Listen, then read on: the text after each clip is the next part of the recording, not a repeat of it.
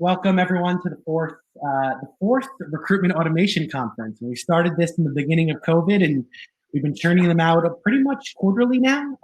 And they've just been a really fantastic way to get the whole community together. And I'm so excited to, just kind of there's so much chaos. I'm just very excited to really come back and be with everybody today and talk about a topic that I love.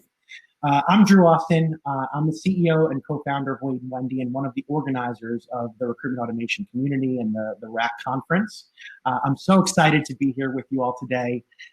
This is not an easy time.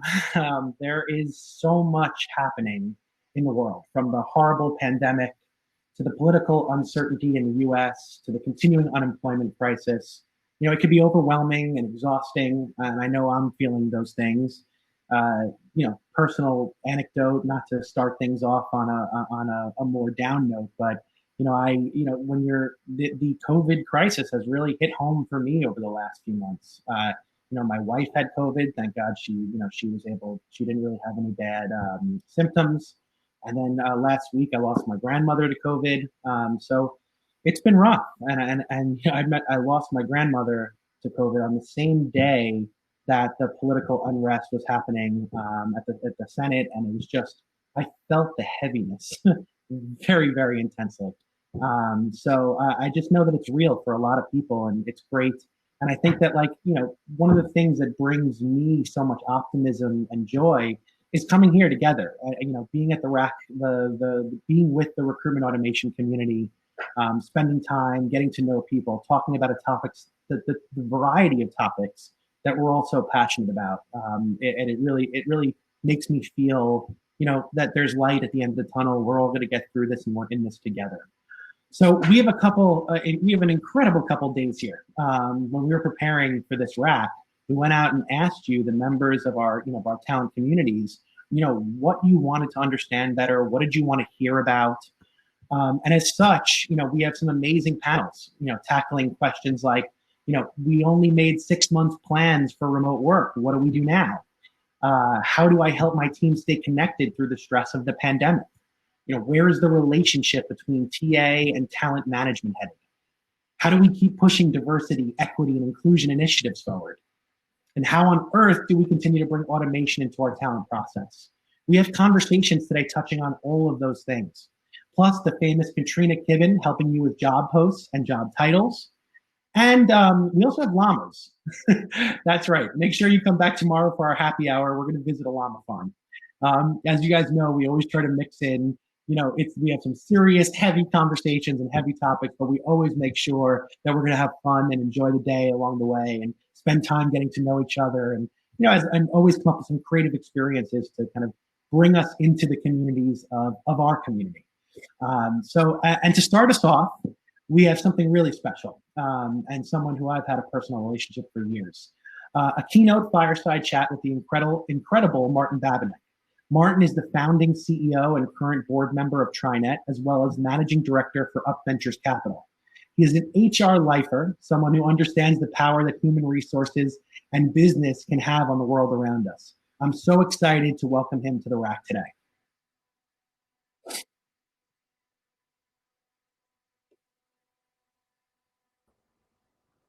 Hey there, Drew. Thanks for inviting. How's it going? I'm doing great, thanks. I really am. Yeah, I'm happy I couldn't be happier to have you on to kick this off. I've been looking up to Martin. He's been a mentor of mine for years. So he's someone I look up to in the industry, and just as not even just in HR, but as a business professional, as an investor, as someone who's passionate about community and tech. Martin, before we even get started, do you just want to tell a little bit about yourself and introduce yourself for people for the few probably people here that are not familiar with your background? Well, I don't expect many people would be familiar with me, but let's say I'm a guy who's been very fortunate to have been a lifelong HR professional, beginning with working for the government in a story that we can expand a little bit on in a bit.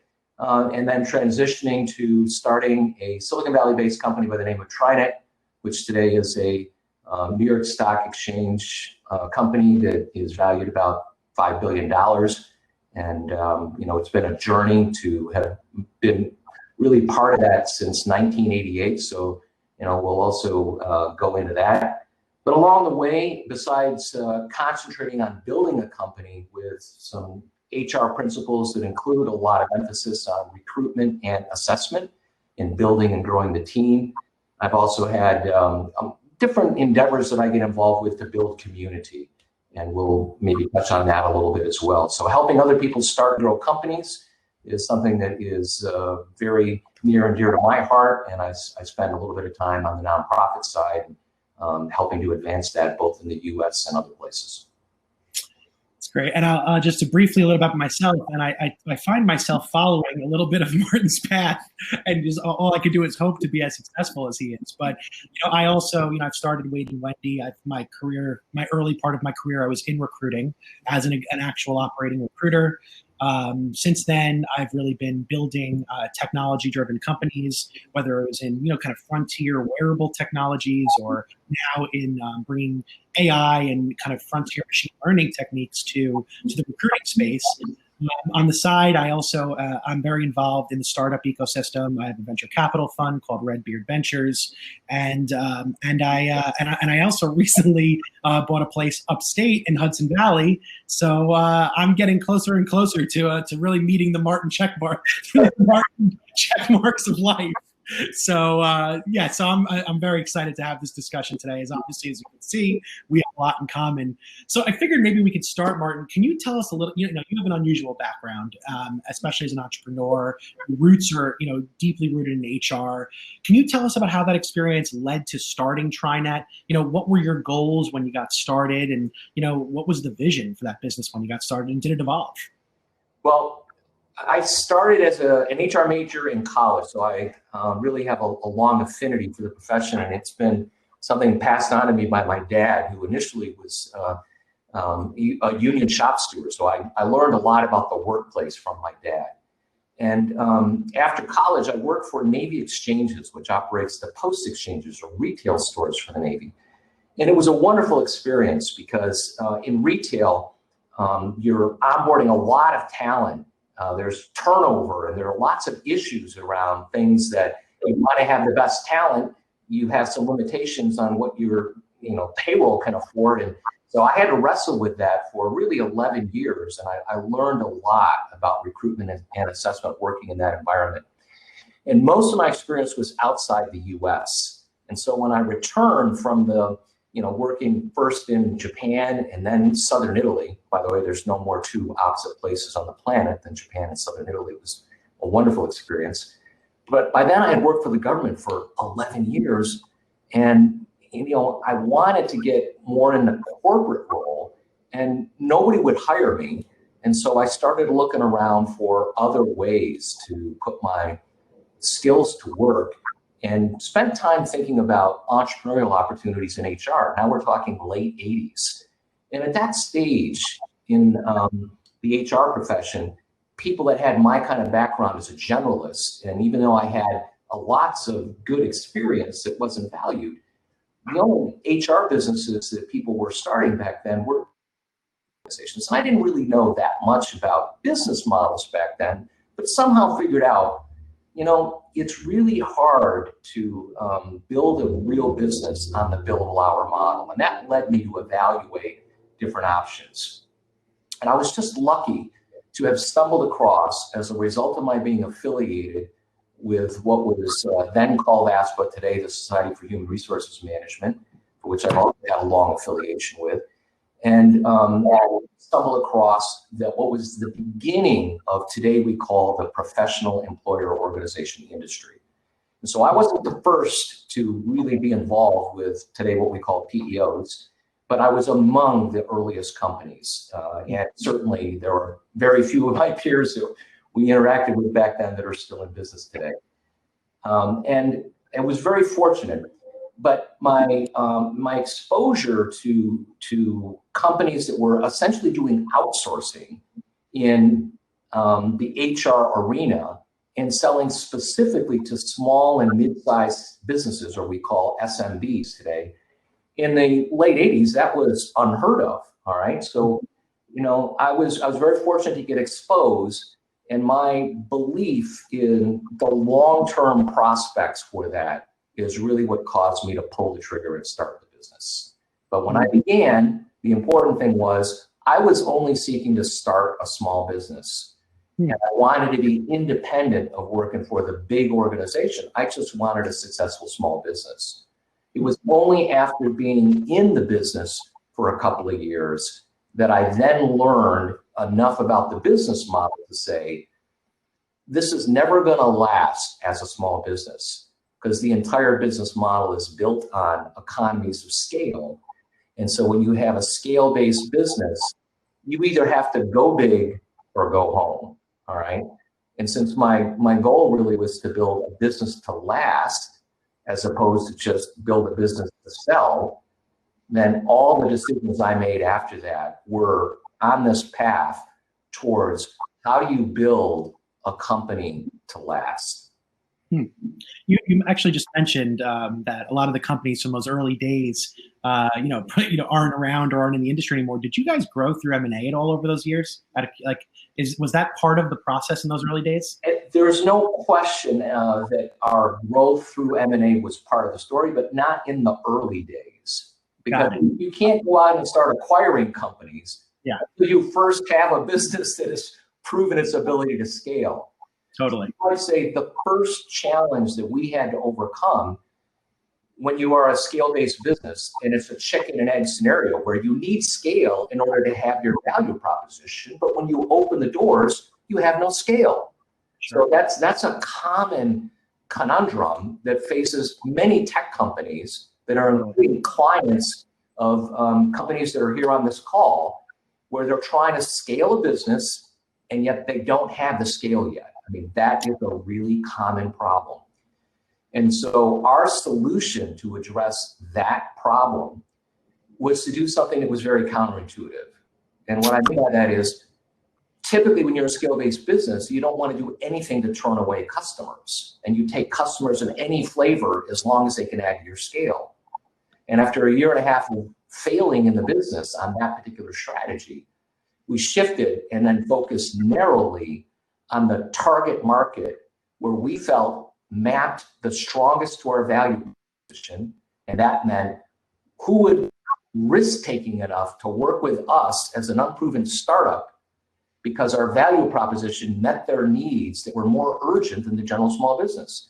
That vertical happened to be the emerging growth technology segment of companies backed by venture capital who are under tremendous pressures to grow fast and outsource everything that wasn't in their core competency of product development and marketing and sales. Wow. So it's a counterintuitive decision that then really over the 20 years that I served as CEO, we built the business on the strength of a vertical market that blew a lot of wind to our back. Wow. And so how did that, so knowing that eventually that was going to be your target market, how did you build a decision-making framework around that vertical? Like, how did that impact day-to-day decisions of the business, the plan? Were there pivots and shifts that you had to make that were to adjust to that audience? Well, once the decision is made that this is our target market, that becomes a filter behind every other decision that gets made, such as there'll be other companies that would come in and ask, they want to be a TriNet customer. And sometimes, maybe they were borderline in or out. And yes, we needed scale, but we'd always be asking ourselves, does this fit with the long-term strategy? We are long-term committed to this vertical. And so that means not only in where we put our sales and marketing efforts and who we onboard as customers, but it also meant how do we improve the platform? What new features and services are we adding? And those are the things that consume resources and both management team bandwidth and where you invest dollars to enhance the company. So as long as the filter is, how does this help the vertical market? It becomes an efficient way to make decisions and build consensus within the team. Hey, if it doesn't fit our goal here of dominating within our chosen target market, we better move on to something else that's going to help us increase our penetration and solid grip on that target market. So that's interesting because you were early. You were early in targeting the venture-backed tech community. Yes. So, what was the reaction from investors or the board or people that maybe outside capital who were learning about your strategy? Did they understand that as a viable strategy at that time? Well, when it was before we really went and raised a lot of capital, so when we did our first round of angel financing, yes, that was something we sold our angel investors on that strategy, and they supported it. Wow. But then as we made some progress and got to a stage where we were ready to get some institutional capital, because we had proven out this is a viable strategy, and we knocked on the doors of our Sand Hill Road friends, where venture capital, Sand Hill Road and Menlo Park, we had lots of friends because we were servicing their portfolio companies and we could get access, which was really hard to do. And they welcome us in the office and they say, Martin, we love TriNet. You're doing a great job for our portfolio companies, but we as VCs don't invest in service businesses. This is in the, call it mid-90s, okay? You don't invest in service businesses. You're a service business.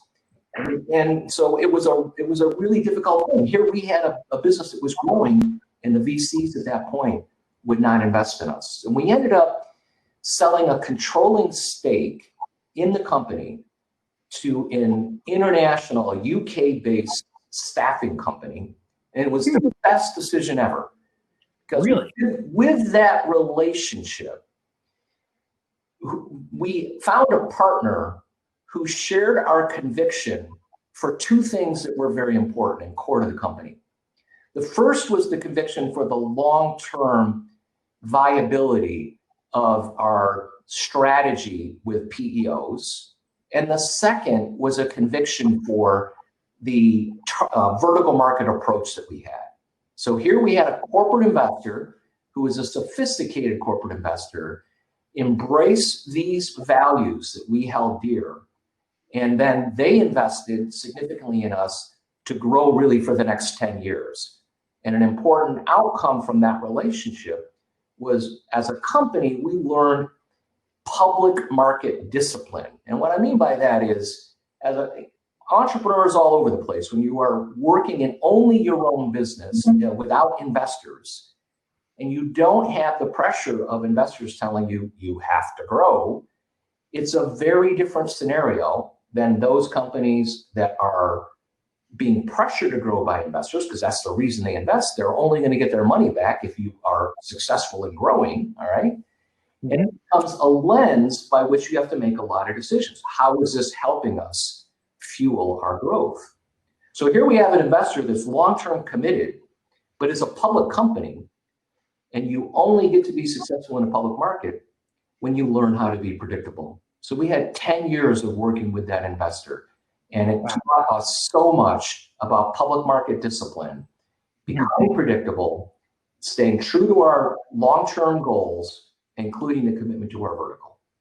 That makes total sense. So let's talk a little bit about, because there's a lot of HR professionals that are at the event today that have the entrepreneurial bug. They want to go out and build things for the community as well. Can you talk about how your HR background became foundational elements in how you built and grew the company? Like how did that contribute to your entrepreneurial ventures?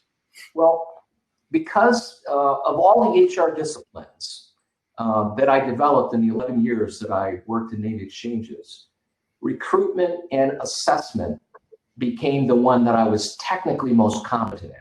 Because in a business, I mean, it's really key. You're trying to find the right people, and if you have a big funnel of candidates, that challenge of how do you make sure as a recruiter you're putting the best candidates in front of the hiring manager. So that was something I had really deep experience in, and an appreciation for the importance of systems around how to do that. So when I started a company and I'm building even a small team, I'm starting to apply this logic of, all right, yes, you have to have a funnel, different ways to get candidates, but how do you go about assessing candidates to see if they're the right fit? And the approach that I would take is, yes, you have to have skills for whatever the open position is. That's a table stake to have the skills. But from the very beginning, I thought hard about putting in some process around defining our core values as a company. And we worked as a team to come up with those core values. And as the core values got identified and refined, then it was a matter of putting process into even the interviewing and assessment with multiple different ways to do that, not just interviews, but using multiple assessment mechanisms. Because as recruiters, we know the more data points you have in assessing a candidate, the more likely you're going to have a better outcome.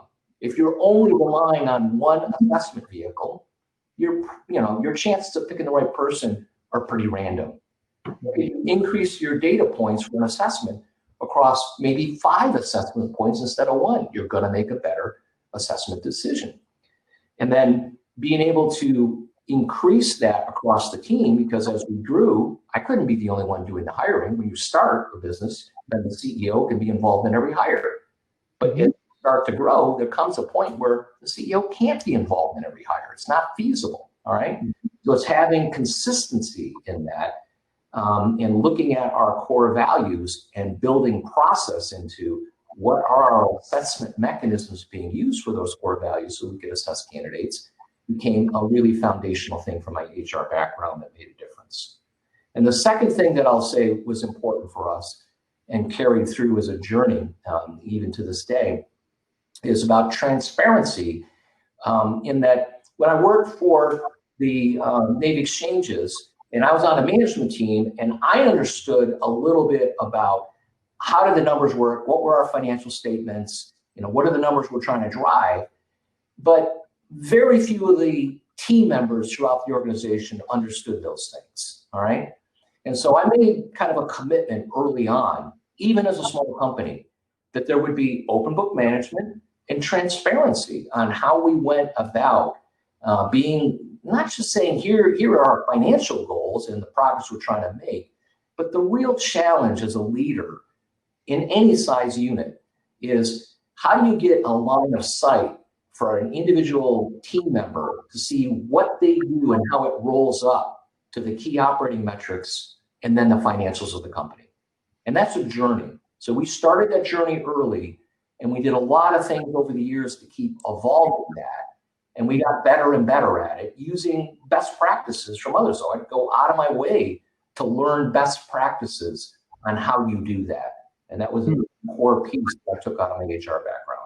So you have these philosophies, you're having these tactics you're taking and applying. How did you know that they were making a difference? How were you able to measure or quantify, or even kind of, whether it was measurable or not, how did you know the impact these decisions were making in these tactics that you were deploying? Well, there you get into dealing with the difficult situations and ask yourself, how well did I fare? All right. And obviously, if you're growing, that's a good sign. If you're still in business, that's a good sign. And so if you fast forward a few years, and we're now in the .com era. So let's say call that 95 to 99, year 2000. Here we got 100% of our business are emerging growth technology companies backed by venture capital or outside investors, all right?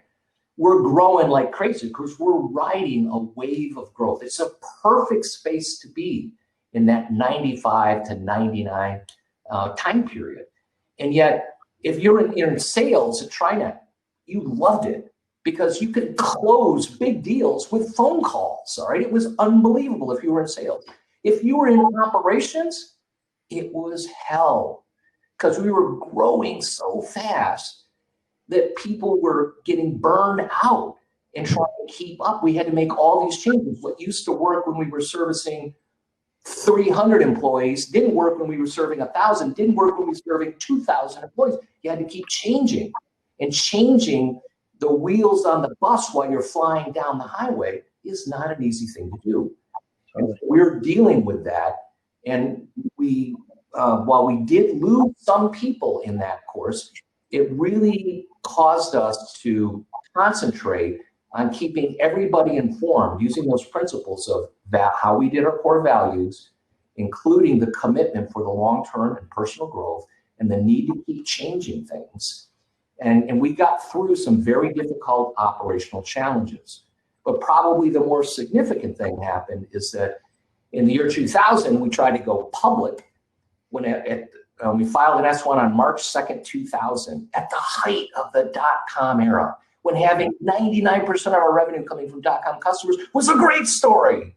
Mm-hmm. And then all of a sudden, the air started coming out of the bubble. For any of you, there may not be many people on this call that remember what it was like at the close of the dot-com era, but it all went to hell in a handbasket. I mean, it was horrible. And we went through a very long and extended IPO process. We went out on the roadshow in October of 2000. And the difference between March 2nd, 2000 and October of 2000 was night and day. And we ended up aborting the IPO, which makes me one of the few people you'll ever talk to that has been through the IPO process twice with the same company, all right? And so, it was horrible, and we had to then start retrenching. As rapidly as we grew through the dot-com era, we're now going in reverse, and we're having to lay people off. Here's an HR guy committed to my team, doing everything I can to keep it going, and the world is falling apart. This is not where you want to be as an entrepreneur. This is really, really gut-wrenching, all right? It feels almost familiar to the environment that we're living in today right now. Yes. In fact, I've written a whole series of posts on this. If people are interested, at Babinec.com, you'll see a whole series of posts called Wartime Leadership, Mm-hmm. which I go over the parallels between the COVID, what we're dealing with in COVID, especially in recruitment, compared to what I went through in this dot bomb. And the fact that we emerged out of that and then continued to grow and kept our best talent, even though the company was now 1/2 the size it was at the start of the dot bomb, and we survive today and continue to thrive, is a testament to how I say these things work and they matter. I'm curious, do you think it was a blessing? Do you think it was a blessing in disguise? Let's say you went IPO the year before, still in the prime of the dot-com boost, and then it would have crashed. Do you think the fact that you actually punted the IPO and the timing of the fallout of it, making you hesitate and say, "Hey, this is not the right time"? Do you think it actually worked out in the long-term benefit of the business? Without a doubt. I mean, that saying of "that which does not kill you will make you stronger" is absolutely true. My life would be very different if we had been successful in going public in the year 2000. The likelihood is TriNet would not exist today as a company. We would have been purchased by someone else. We would have been taken out of our misery in the dot-bomb era, and we would not likely exist today as a company. Wow. So as we were saying, there's so many similarities between the environment today and some of the things that you had to go through during those periods. What are some of the key takeaways that you feel are most relevant for our audience, now and today in this current society? Well, I'd say even if you're not the CEO, if you're the leader of the unit in your company, anybody that's responsible for leading others, being able to lean in and be conscious about the culture you're building within your unit or within your company is something that is a responsibility of leadership. And these things don't happen by themselves. All of us who are responsible for others are responsible for the culture of our unit. And a lot of these principles can be put into play. And yes, you want to be in an organization that's going to be supportive of that. But then the flip side is, if you're in an organization that can't be supportive of it, to get to the point where it's not making sense, it's time to leave that organization and look for the right one. Totally. Okay, let's shift a little bit now. Let's talk about your career more recently as an early stage investor in SaaS and HR SaaS businesses. I'm also recently joining the investing community and been investing in different tech companies as well. What are some of the trends you're really excited about in the present moment?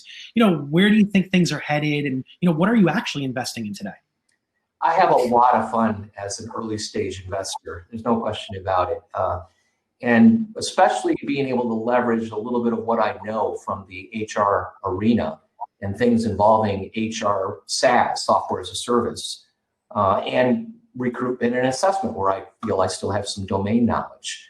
And so the things that make me pretty excited and I kind of actively keep an eye out for are things like how we integrate AI, artificial intelligence, into things that involve assessment and involve helping to get the right people in the right seats, not only for onboarding as new team members, but also in talent management, because getting people onboarded as a new team member, that's only step one.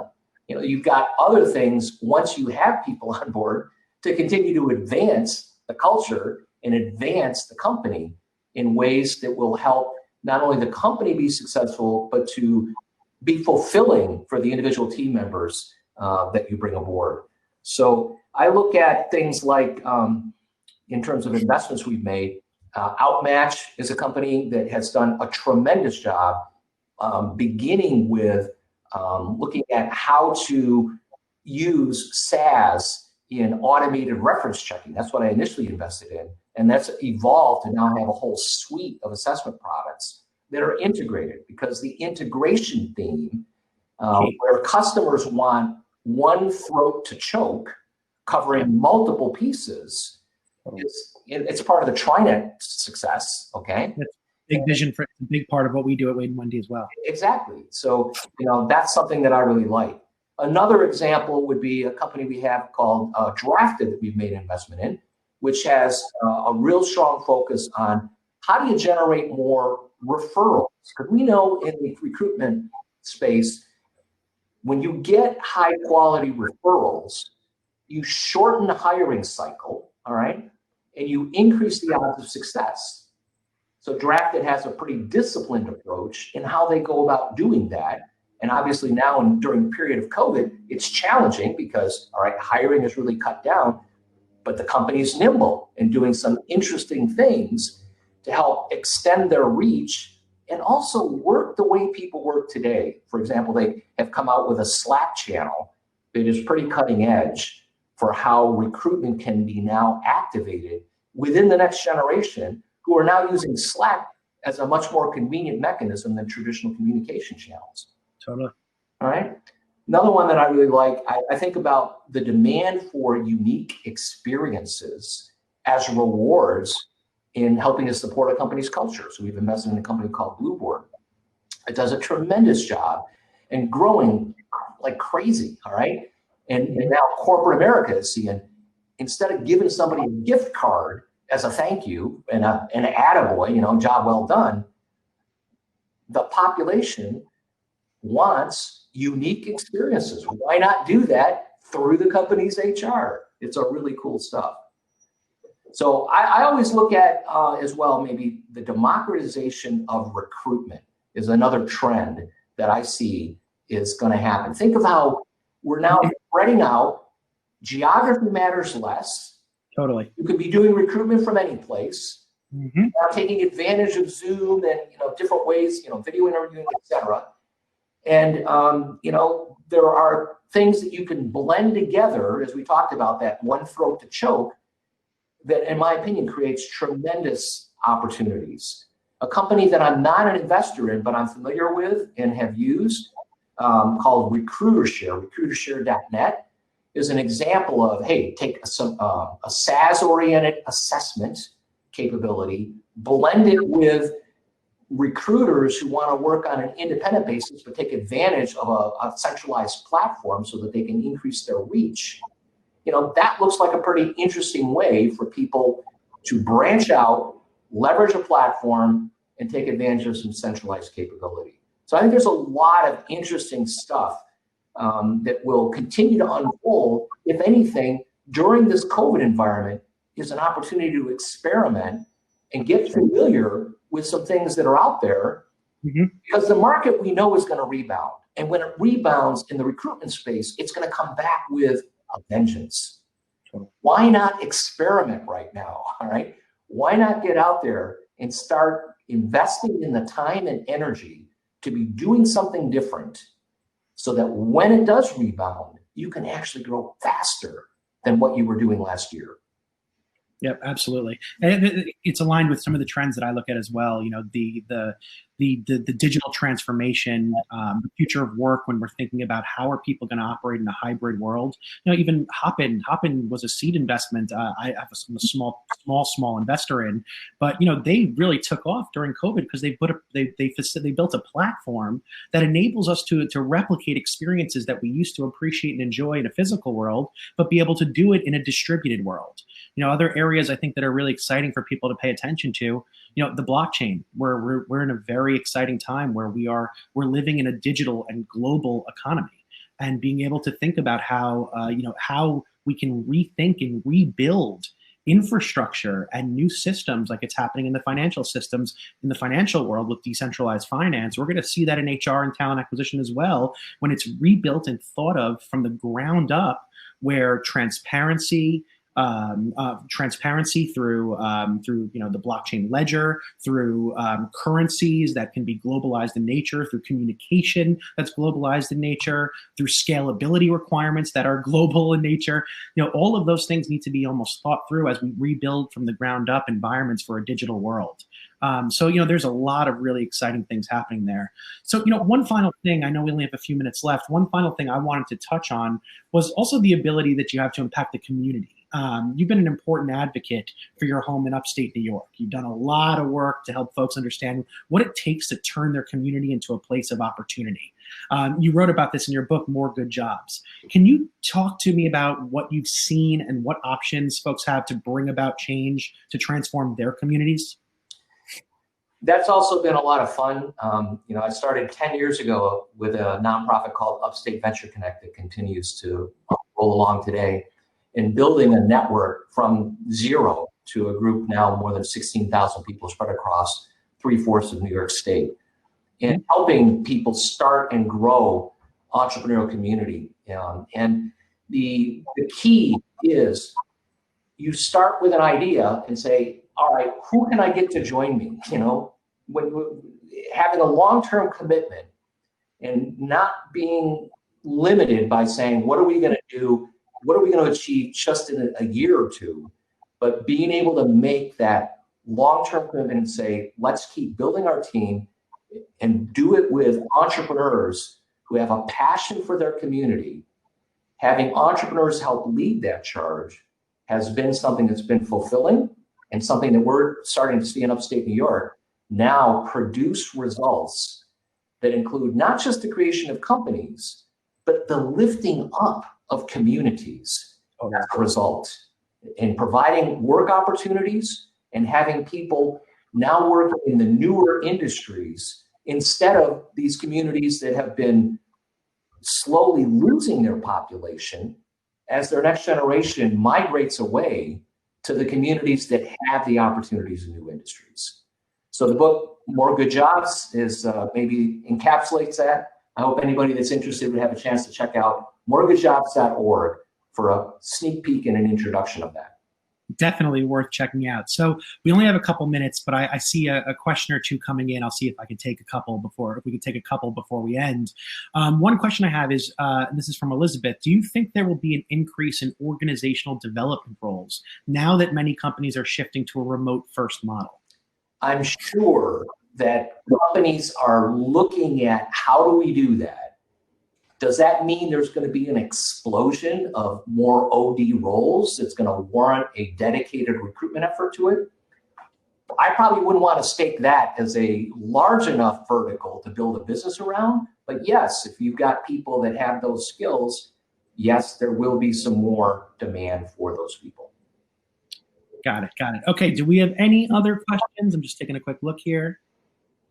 I think we can, and we're actually at time anyway. So, okay, great, guys. Martin, thank you so much for joining us today. This has been an honor for me to be able to just talk with you in front of the recruitment automation community. Always there's so much to learn, that I always have so much to learn from you, and everybody here has so much to learn from your experiences. So really, thank you for coming and taking the time today to share, your story and views of how the talent ecosystem is evolving. And my hat's off to you, Drew, for getting this conference together, bringing good HR people together with this mission, because we make a difference. The impact that we have on lives is something that is significant. So my hat's off to you. Keep it going. I look forward to more of the conference myself. Thank you. Thank you so much, Martin.